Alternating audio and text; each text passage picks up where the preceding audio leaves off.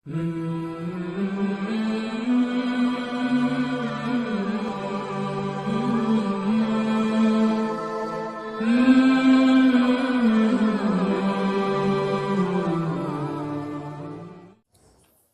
bismillah. Wassalatu wassalamu ala sayyidina Rasulillah sallallahu alaihi wasallam. Ilahi anta maqsudi wa ridhaka maqdud. Assalamualaikum warahmatullahi wabarakatuh. Alhamdulillah. Alhamdulillahilladzi hadana li hadza wa ma kunna linahtadiya laula an hadanallah. Alhamdulillahi thumma alhamdulillah alladzi ja'alana min ummati sayyidina Rasulillah sallallahu alaihi wasallam. Asyhadu an la ilaha illallah wa asyhadu anna sayyidana Muhammadan abduhu wa rasuluhu la nabiyya ba'dah. Allahumma salli ala sayyidina Muhammadin fil awwalin wal akhirin wa fi kulli waqtin wa hin wa ba'd. Alhamdulillah, puja-puji syukur kita kehadirat Allah Subhanahu wa taala atas segala limpahan nikmat dan karunia yang Allah Subhanahu wa taala berikan kepada kita semua. Salawat dan salam semoga selalu tercurahkan kepada junjungan kita Nabi besar Nabi Muhammad sallallahu alaihi wasallam. Salawat dan salam juga untuk keluarganya Rasulullah sallallahu alaihi wasallam, para sahabatnya Rasulullah sallallahu alaihi wasallam, dan kepada seluruh umatnya Rasulullah sallallahu alaihi wasallam ila yaumil ma'ad insyaallah. Bapak Ibu jemaah yang dimuliakan Allah Subhanahu wa taala, insyaallah hari ini kita akan melanjutkan kajian fikih sirah nabawiyah karangan Syekh Muhammad Sa'id Ramadan Al-Buti rahimahullah rahmatal abrar. Semoga duduknya kita di majlisul ilmi ini menggali ilmu Allah, apalagi terkait dengan kehidupan Rasulullah sallallahu alaihi wasallam, menjadi asbab keberkahan untuk kita semua, menjadi asbab kita makin mencinta kepada Rasulullah sallallahu alaihi wasallam, sehingga semoga kita menjadi apa yang disampaikan oleh Rasulullah sallallahu alaihi wasallam, anta ma'a man ahbabt. Kelak kita akan dibangkitkan oleh Allah bersama orang yang kita cinta. Ketika hadir cinta kita kepada Rasulullah sallallahu alaihi wasallam, semoga nanti kita dibangkitkan dekat dengan Rasulullah sallallahu alaihi wasallam, ma'an nabiyyin wa siddiqin wa syuhada'i wa salihin wa hasuna ulaika rafiqa. Taib, Allahumma anfa'na bima 'allamtana wa 'allimna ma yanfa'una warzuqna 'uluman tanfa'una fid dini wad dunya wal akhirah. Allahumma faqihna fid din wa 'allimna ta'wil birahmatika ya arhamar rahim. Jemaah yang dimuliakan Allah Subhanahu wa taala, di pertemuan sebelumnya kita sudah membahas tentang kedatangan utusan-utusan Arab, suku-suku Arab kepada Rasulullah sallallahu alaihi wasallam.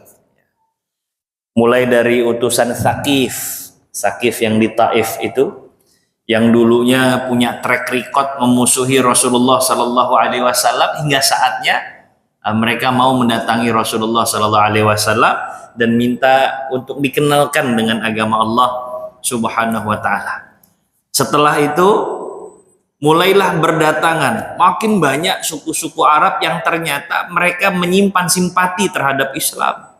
Setelah tidak ada lagi tekanan yang berarti, sudah banyak orang-orang dari suku-suku masuk ke dalam agama Islam. Kemudian orang-orang Quraisy pun yang menjadi salah satu penghalang mereka masuk ke Islam sudah masuk Islam, maka makin banyaklah ya, suku-suku Arab yang menyatakan beriman kepada Allah Subhanahu wa taala, juga kepada Rasulullah sallallahu alaihi wasallam. pada pembahasan utusan-utusan Tsaqif, ya, disebutkan bahwa orang-orang Tsaqif yang datang, kemudian Rasulullah SAW menyiapkan tempat, ya, di masjid agar mereka melihat bagaimana keseharian kaum muslimin, supaya mereka juga bisa melihat bagaimana ibadahnya kaum muslimin, supaya mereka juga melihat bagaimana ukhuwahnya kaum muslimin, sekaligus mereka tidak jauh untuk mendatangi Rasulullah SAW. Jadi Rasul nyiapin tempat di masjid. Maka dalam hal ini Syekh Muhammad Sa'id Ramadan Al-Buti mengatakan, jawazu inzalil musyriki fil masjid idza kana yurja islamuhu wa hidayatuh. Maka tidak apa-apa, ya, memberikan kesempatan atau memberikan ruang bagi non muslim, bagi mereka yang mau belajar tentang Islam, ya, untuk berada di masjid, itu tidak apa-apa. Jadi jawazu inzalil musyrik, tidak apa-apa, orang-orang yang belum beriman pada Allah masuk masjid itu tidak apa-apa, selama catatannya, kata Syekh Muhammad Sa'id Ramadan Al-Buti, ya, kalau memang diharapkan keislamannya juga hidayah kepada mereka.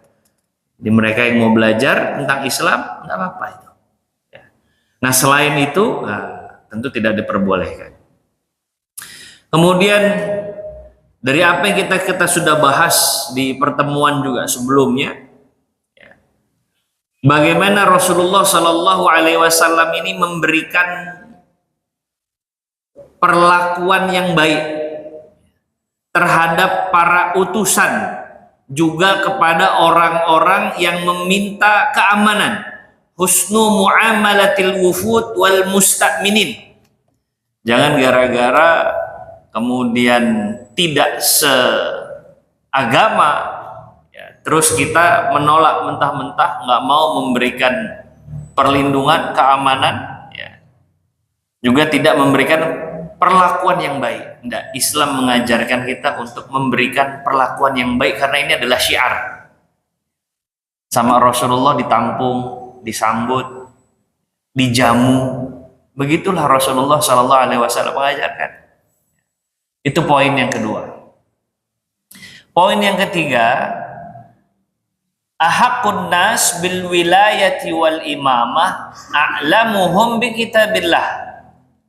Dalam Islam itu idealnya orang yang paling berhak memegang kepemimpinan adalah mereka yang lebih paham terhadap kitabullah, tentang agama, tentang Quran, tentang apa-apa yang datang dari Rasulullah SAW. Idealnya ini yang dijadikan pemimpin.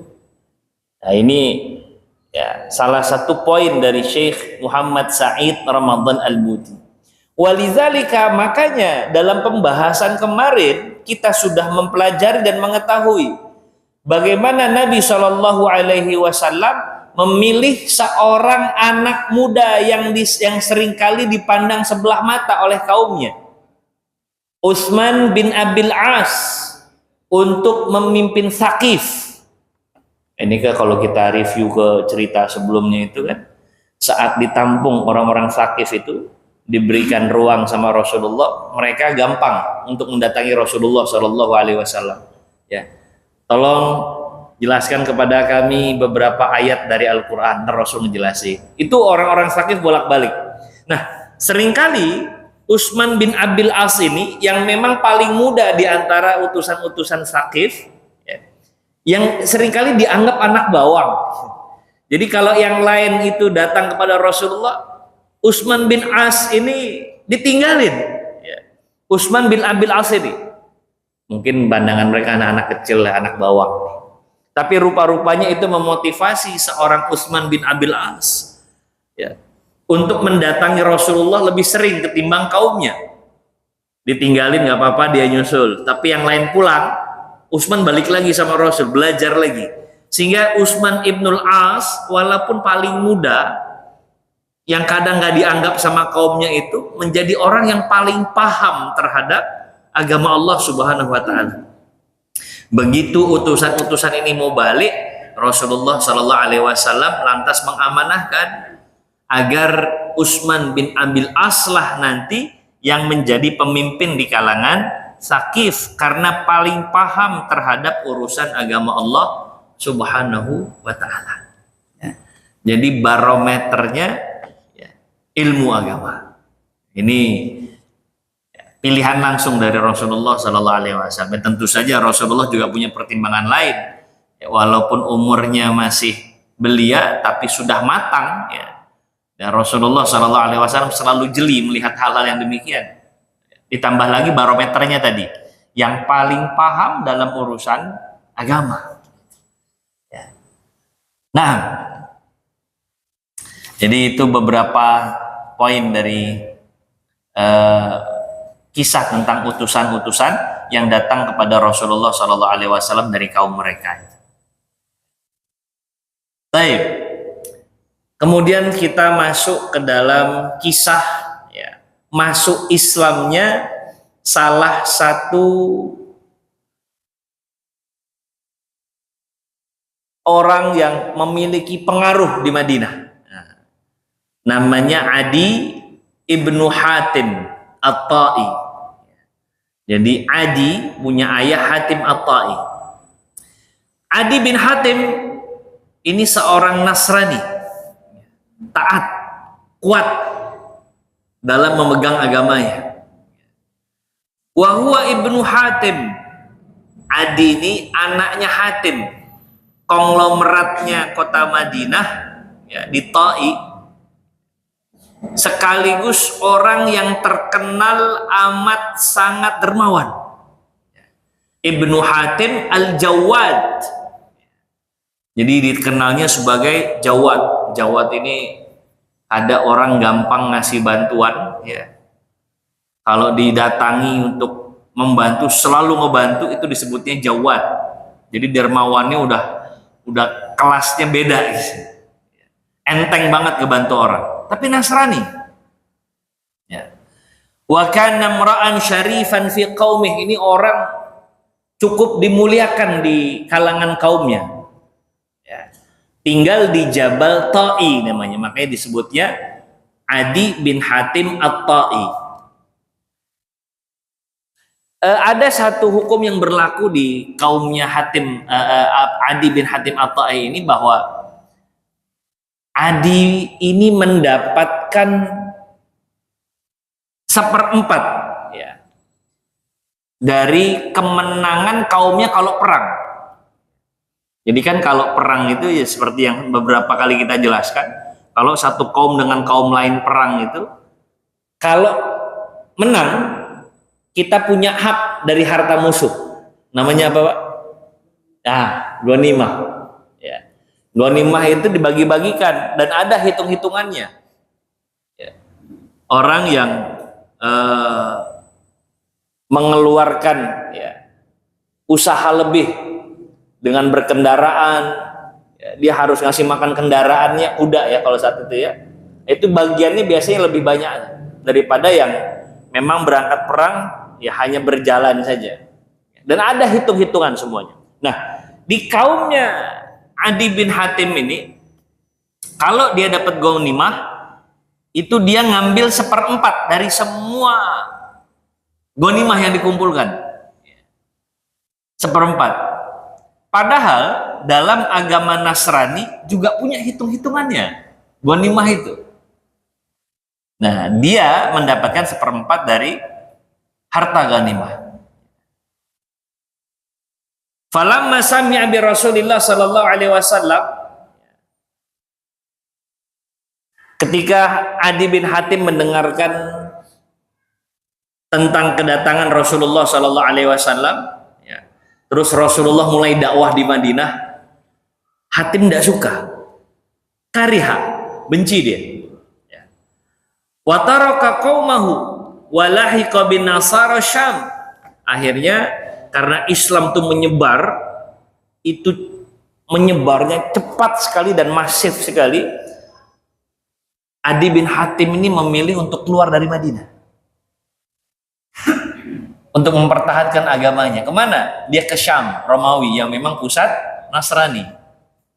Ya, berangkatnya. Dia tinggalkan kaumnya. Bahkan kalau di riwayat lain di sini kurang dijelaskan ya. Tapi kalau kita lihat dari sumber yang lain mengatakan ya, dia itu lari karena takut ya. Takut terhadap penyebaran Islam yang cukup masif. Nanti bibinya Adi bin Hatim At-Tai ini masuk Islam ya, sampai minta izin sama Rasulullah SAW untuk ngejemput Adi bin Hatim, setidaknya ngasih tahu ngapain lari ke Syam, kembalilah ke Madinah, terima Rasulullah SAW dengan hatimu, maksud dari bibinya. Nah, ala kulli hal Hatim keluar ke Syam, tapi ternyata dia nggak nyaman di Syam itu, walaupun itu adalah negara yang mayoritas satu akidah dengan dirinya, tapi dia nggak nyaman di situ. Hari-hari dilewati itu ya dengan perasaan nggak tenang tentu saja, padahal hidup di lingkungan orang-orang yang seakidah dengan dia, tapi dia nggak nyaman sekali. Fakarihtu makani hunak. Adi cerita, saya nggak demen ternyata begitu pindah ke Syam itu. Nggak enak di Syam. Dan nggak enaknya itu melebihi saat aku merasa nggak enak dengan penyebaran Islam di Madinah. Dan kita tadi cerita ya, Islam nyebar di Madinah dia ngerasa nggak tenang. Ternyata di Syam itu dia nambah nggak tenang. Lebih nggak tenang daripada saat dia tahu penyebaran Islam di Madinah. Fakultu, maka saya berkata, kata Adi, lau ataituhu fa in kana malikan aw kadziban lam yukhiffa alayya wa in kana sadiqan ittaba'tu. Adi mulai mikir deh. Saya cobalah cross check ke Madinah lagi untuk melihat nabi yang disebut-sebut sebagai utusan itu. Saya ini kan bisa ngebedain kira-kira orang itu benar apa enggak sebagai seorang nabi. Saya udah punya rujukan dari kitab-kitab saya, bagaimana ciri-ciri seorang nabi, bagaimana keadaan saat nabi turun. Nah, saya mau cross check. Jangan-jangan orang yang disebut utusan ini cuma seorang raja doang yang punya kemampuan untuk memiliki kekuasaan. Saya mau cross check. Kalau emang dia seorang raja, saya tinggal kabur lagi ke Syam. Tapi kalau ternyata dia seorang nabi, saya akan membuka hati, saya akan ikuti dia. Kata Hatim, kata Adi bin Hatim. Maka saya ke Madinah, terus saya datang ke masjid, terus saya mengucap salam sama Nabi. Salamnya bukan Assalamualaikum warahmatullahi wabarakatuh. Makanya Nabi berkata, Manir rajul, siapa kamu, kata Rasul. Fakultu, saya berkatakan, Ana Adi bin Hatim, saya Adi bin Hatim. Faqama Rasulullah sallallahu alaihi wasallam fantalaqa bi ila baitihi. Direspon sama Rasulullah. Karena Rasulullah tahu nih ayahnya Hatim At-Tai. Hatim At-Tai adalah orang yang cukup disegani di Madinah saat itu. Ini orang yang dermawannya itu pol-polan, Pak. Dermawan betul. Makanya begitu datang anaknya Hatim Adi ini ya, yang sebelumnya dia pindah ke Syam, maka Rasulullah SAW menerima. Diajaknya ke rumah Rasulullah SAW. Ayo, ta'ala tinzil andi, yuk ke rumah saya begitu. Maka saya mengikut Rasulullah SAW. Fa wallahi innahu la'amada bi ilaih. Rasulullah SAW niat betul ngajak saya untuk datang ke rumahnya. Nah, di tengah perjalanan dari masjid ke rumah Rasulullah SAW, ada seorang wanita dhaifah kabirah, udah mana tua renta lagi, itu mencegat jalannya Rasulullah SAW.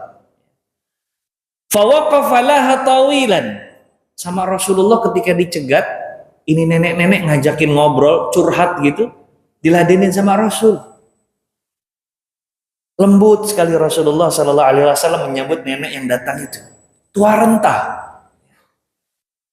Dia ngaduin apa sama Rasul, ditimpalin aja, direspon sama Rasul. Dan itu membutuhkan waktu yang lama. Itu nenek-nenek curhat itu lama sama Rasulullah Sallallahu Alaihi Wasallam.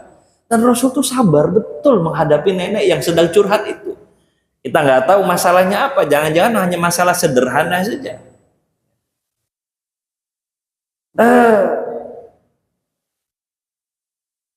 Fawaqafa laha tawilan takallama fi hajatiha. Ya, Rasulullah Sallallahu Alaihi Wasallam ngomongin, ya, ngerespon omongan tentang hajatnya si nenek tadi. Faqultu fi nafsi wallahi ma hadza bimalik. Demi Allah, kalau dia raja dia nggak akan lakukan itu. Orang yang sudah diberikan kekuasaan ini suka lupa sama yang begitu-begitu. Kalau dia seorang raja, dia nggak akan mau tuh ngeladenin nenek-nenek sampai lama. Dan direspon betul. Direspon betul sama Rasulullah Sallallahu Alaihi Wasallam. Kata Adi bin Hatib nih, kalau cuman raja doang nggak bakal begini nih. Pasti dia akan nyari-nyari alasan supaya nggak lama-lama untuk menerima aduan dari si nenek-nenek ini. Berarti ini jadi satu barometer ya, Pak. Pemimpin yang baik, pemimpin yang mau betul untuk mendengarkan keluh kesah warganya, kan begitu ya. Ya kalau ada pemimpin nggak mau didatangi sama warganya, nah, setidaknya agama kita tidak mengajarkan itu. Wallahi ma hadza bimalik. Nah, ini bukan raja, beda ini marida. Summa madha bi Rasulullah Sallallahu Alaihi Wasallam. Urusan nenek selesai, terus kami melanjutkan perjalanan ke rumahnya Rasulullah Sallallahu Alaihi Wasallam. Terus saya dipersilakan masuk sama Rasul. Tanawala wisadah, ya, min adam muhsyawah, ya, na'am, faqadzafaha ilayya. Nah, terus Rasulullah Sallallahu Alaihi Wasallam, ya, mempersilahkan saya duduk, tapi sebelumnya sama Nabi diambilkan bantal tempat Nabi duduk. Itu bantal cuma satu. Terus Nabi bilang, nih, pakai bantalnya, duduk di sini, kata Rasul. Tuan rumah kan? Faqala ijlis ala hadza. Ya, silakan duduk di atas bantal, kata Rasul. Faqultu bal anta fajlis alaiha. Enggak. Engkau saja yang duduk di bantal itu, kata Adi. Kata Rasulullah Sallallahu Alaihi Wasallam, faqala bal anta. Enggak. Kamu yang duduk di situ, kata Rasul. Ini Rasul tuan rumah, pemimpin kaum muslimin. Fajalastu alaiha. Setelah kita main sodor-sodoran, mau nggak mau saya terima tuh. Itu bantal saya ambil dan saya duduk di atas bantal yang sebenarnya itu bantalnya Rasulullah Sallallahu Alaihi Wasallam. Wajalasa Rasulullah alal ard. Sementara Rasulullah Sallallahu Alaihi Wasallam duduknya di atas tanah, nggak beralaskan apapun. Ini bagaimana Rasulullah Sallallahu Alaihi Wasallam menerima tamu itu. Ya Allah, subhanallah. Faqultu fi nafsi wallahi ma hadza bi amri malik. Ya kalau gini bukan raja nih, yang begini. Raja nggak mau kayak begini. Ya, mempersilahkan tempat duduknya untuk diduduki oleh orang lain. Ini bagian dari kepribadian Rasulullah Sallallahu Alaihi Wasallam. Pak, kita nih kalau mau meresapi kehidupannya Rasulullah Sallallahu Alaihi Wasallam, betul ya, itu akan nyentuh hati kita itu. Tapi perkara-perkara begini nggak banyak diungkap ke publik gitu. Bagaimana Rasulullah Sallallahu Alaihi Wasallam dalam kesehariannya. Ya, ada orang yang memang lemah butuh bantuan, sama Nabi itu dibantu. Dan kisah ini kan nggak berhenti sampai di sini kan, banyak sekali. Rasulullah Shallallahu Alaihi Wasallam pernah bantuin orang Yahudi awal-awal Rasulullah ke Madinah. Nenek-nenek yang gelar lapaknya, ya udah selesai sama Rasulullah, dibantuin diangkat ke atas kudanya. Ini kalau tahu bagaimana akhlaknya Rasulullah Shallallahu Alaihi Wasallam, demi Allah akan hadir rasa cinta kita kepada Rasulullah Shallallahu Alaihi Wasallam. Kita aja nih Pak, kalau tahu tentang kelebihan seseorang, maka kita akan ngerasa takzim sama orang itu. Kalau kita tahu tentang kebaikan akhlak seseorang, maka akan timbul simpati kita. Bahkan jauh daripada itu akan timbul rasa cinta kita. Coba deh. Jadi pertanyaan kita bersama, kenapa kok saya belum ada rasa yang terhubung dengan Rasulullah Shallallahu Alaihi Wasallam? Mungkin kita itu tidak mendalami kehidupan Rasulullah Shallallahu Alaihi Wasallam. Tapi kalau kita nih, ya Allah, betul-betul merasakan, oh begini tuh sehariannya Rasulullah itu kita akan takjub lah itu. Akan ngerasa, ya Allah, beruntungnya kita menjadi umatnya Rasulullah Shallallahu Alaihi Wasallam. Rasul nyambut tamu tuh, ya Allah. Ada salah satu ulama masih di daerah Jakarta Barat. Itu saya pribadi itu takzim sekali dengan beliau. Saya nggak sebut nama, ya. Mungkin beliau nggak berkenan kalau disebut namanya itu. Tapi setiap ada tamu itu, masya Allah. Mulai dari bawain makanan, kalau ada es buah beliau yang ngadukin, terus kita dipersilahkan sama beliau. Dan gak hanya kami saja yang datang ke rumah beliau, siapapun yang datang akan diperlakukan hal yang sama. Sampai kami itu takzim. Dan beliau melakukan itu mencontoh Rasulullah Shallallahu Alaihi Wasallam. Maka seharusnya ada perasaan takzim yang lebih kepada Rasulullah Shallallahu Alaihi Wasallam. Nah, jadi hal-hal yang seperti ini tuh jadi PR kita bersama untuk menggali kehidupan Rasulullah Shallallahu Alaihi Wasallam. Kita berusaha untuk mengikat makna dan merasakannya. Takzim kita, takjub kita kepada Rasulullah Shallallahu Alaihi Wasallam. Nah, saya teruskan. Rasulullah Shallallahu Alaihi Wasallam lantas ngajak ngobrol Adi bin Hatim. Rasulullah Shallallahu Alaihi Wasallam berkata kepada Adi bin Hatim, hal ta'lam min ilahin siwallah? Adi, ada nggak sih Tuhan yang lebih? Apakah engkau tahu ada Tuhan selain Allah? Gitu? Yang maha perkasa, maha segalanya. Qultu la. Dari dalam hati saya terdalam, tidak ada ya Rasul. Tidak ada Tuhan selain Allah. Kata Adi bin Hatim. Sumakala, hal ta'lamu syai'an akbar min Allah? Coba pendapat kamu nih Adi nih, kira-kira ada nggak sih yang lebih kuasa, lebih besar kekuasaannya ketimbang Allah? Jadi diajak ngobrol nih Adi bin Hatim ini. Fakultulah, nggak ada ya Rasul, nggak ada. Kala, alam takun rukusian, ya. Bukankah engkau ini rukus? Rukus itu agama perpaduan antara Nasrani sama agama Sabi'ah, ya. Sabi'ah, ada agama Sabi'ah, perpaduan nih, namanya rukus. Engkau nganut rukusiyah kan? Iya, kata Adi bin Hatim. Terus tiba-tiba Rasulullah begini, awalam takun tasiru fi qaumika bil murabba? Kamu ngambil 1/4 harta ghanimah itu, ya, dari kaum kamu, ya, 1/4 harta ghanimah. Qultu bala, betul ya Rasul. Kok tahu? Jadi Rasul tahu tuh. Kala fa inna dzalika lam yakun yahillu fi dinik. Itu kan nggak halal dalam agama kamu itu. Itu nggak halal gitu. Qultu ajal wallah, betul. Itu nggak halal dalam agama Nasrani, itu nggak boleh gitu. Hitung-hitungannya nggak boleh. Jadi Rasulullah Shallallahu Alaihi Wasallam mengungkapkan sesuatu yang orang lain tuh nggak tahu. Jadi Rasul itu sedang memperlihatkan bahwa saya nih tahu informasi dari Allah karena saya ini utusan Allah. Gitu.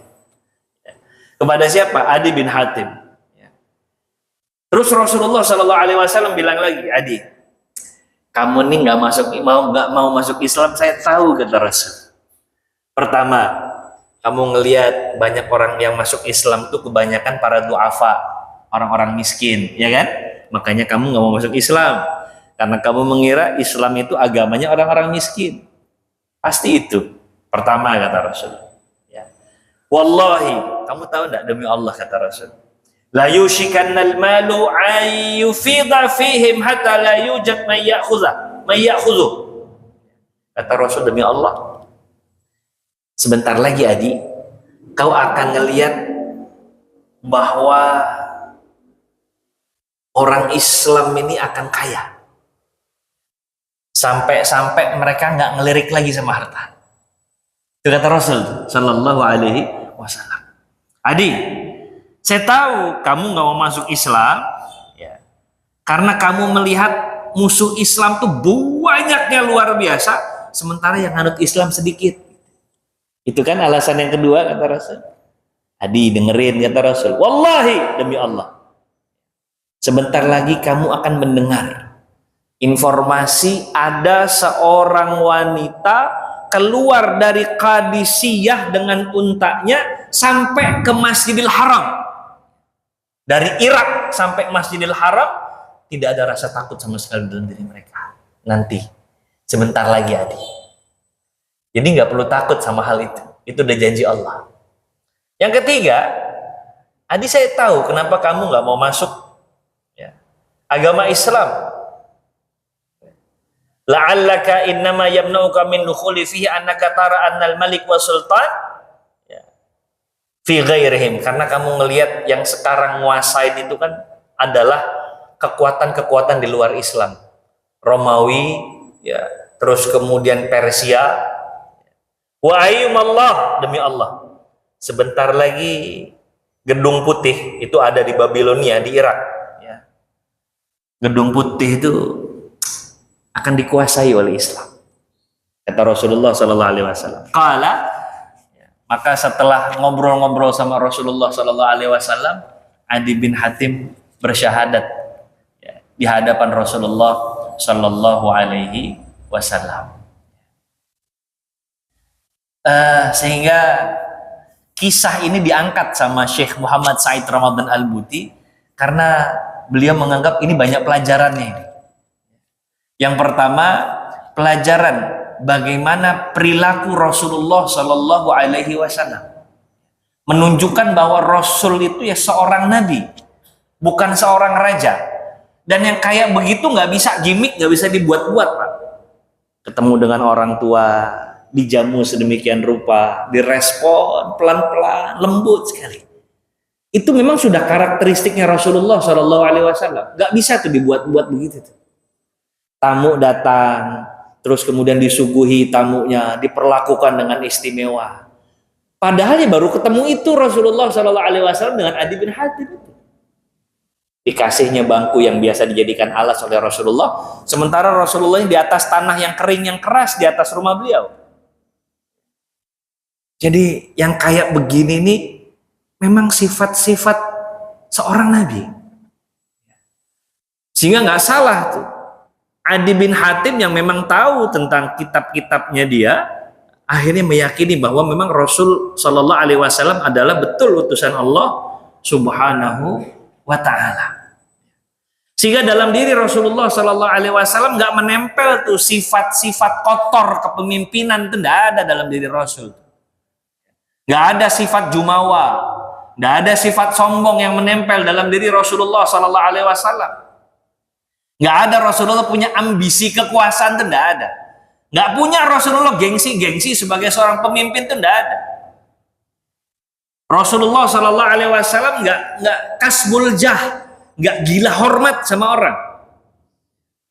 La yatara'a fiha siwal i'lam bi annahu Rasulullah Rabbul alamin ila nasi ajma'in. Yang Rasulullah Shallallahu Alaihi Wasallam lakukan adalah kesehariannya Rasul yang menggambarkan beliau adalah seorang nabi. Gak punya motif lain, kekayaan, kedudukan, tidak ada. Murni Rasul hanya memberikan apa yang beliau miliki ya, dalam diri beliau, dan itu adalah keseharian beliau. Terus kemudian beberapa yang Rasulullah Shallallahu Alaihi Wasallam informasikan bahwa nanti kamu akan melihat Islam tuh kaya sampai orang-orang nggak butuh lagi sama harta yang disodorkan pada dirinya. Dan itu terjadi sudah di zamannya Umar bin Abdul Aziz rahimahullah rahmatal abrar. Terus kemudian kau akan melihat nanti wanita itu akan datang ke Masjidil Haram mengendari ontanya tanpa ada rasa takut. Kalau dulu ngeri, di tengah jalan kena begal perang, itu yang jalan kalah perang itu bisa jadi tawanan, bisa jadi budak, Pak. Peraturannya kayak begitu. Tapi kata Rasul, nanti setelah Islam ini sudah menyebar, kalian akan melihat jalanan tuh aman. Dan pada kenyataannya Islam pernah ada di fase itu. Sehingga laqad sadaqallah wa sadaqa Rasulullah sallallahu alaihi wasallam. Rasul tuh nggak pernah meleset, karena apa yang disampaikan Rasul adalah wahyu. Terus kemudian kata Rasulullah, nanti itu gedung putih di Babilonia Irak itu akan dikuasai oleh muslim.